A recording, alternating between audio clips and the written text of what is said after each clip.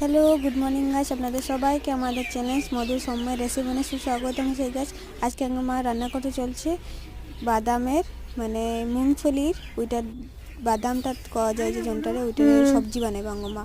তো কী দিয়ে করলো, বাদামটা প্রথম পেস্ট করে দিল মিক্সি গ্রাইন্ডার মানে, তারপরে ওইটা মানে কড়াই মানে তেল দিয়ে দিল, তেলের পরে পেঁয়াজ দিল আর টমাটো আর কাঁচামরিচ দিয়ে লাড়াচাড়া করলো ভালো করে। তারপরে যেটা দিল বাদামের যেটা পেস্ট আছে ওটা দিল, তারপরে দিল পরিমাণ মতো লবঙ্গ, তারপরে এখানে দিল হলদি গুঁড়া, জিরা গুঁড়া, মরিচের গুঁড়া।